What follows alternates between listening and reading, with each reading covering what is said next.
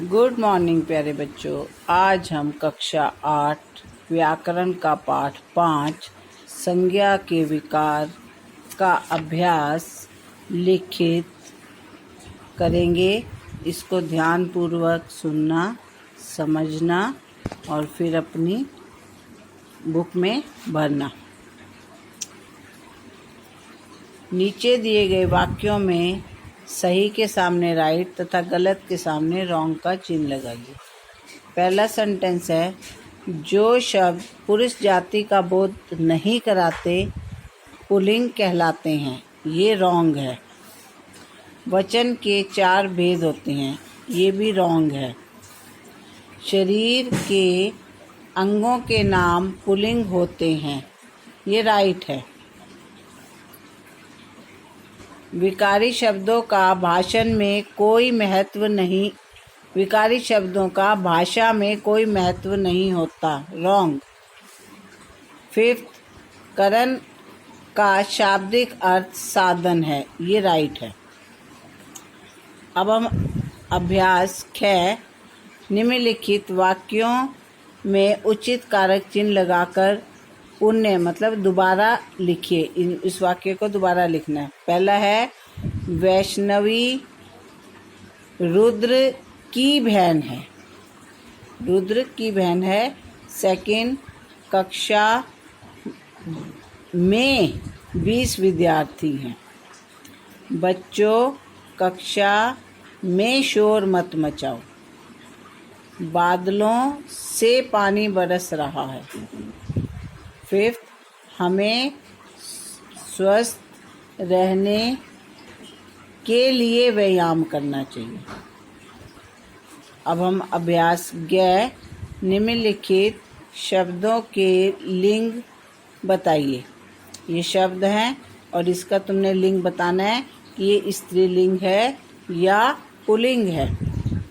मक्का स्त्रीलिंग, सरकार स्त्रीलिंग, मराठी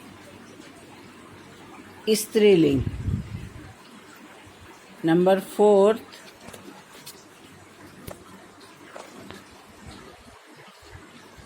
शेरनी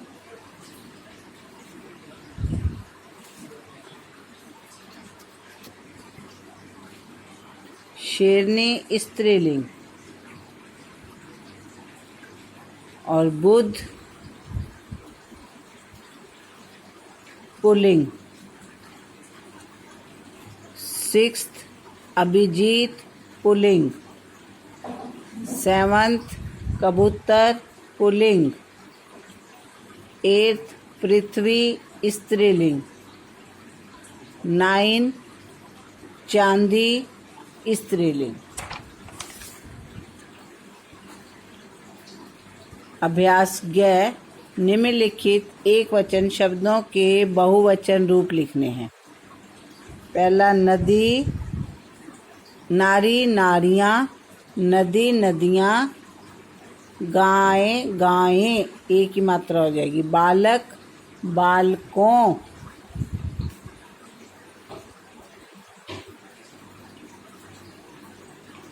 बालक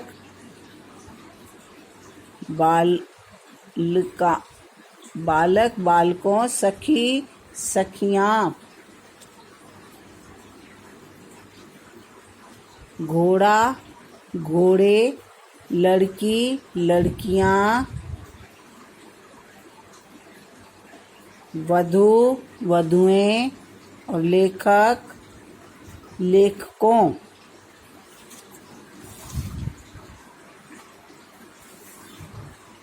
अब अभ्यास 9 निम्नलिखित वाक्यों में प्रयुक्त कारक चिन्ह व उनके भेद बताने हैं।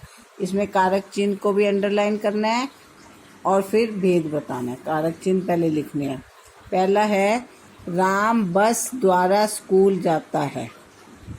द्वारा ये है करण कारक। दूसरा, गंगा हिमालय से निकलती है। से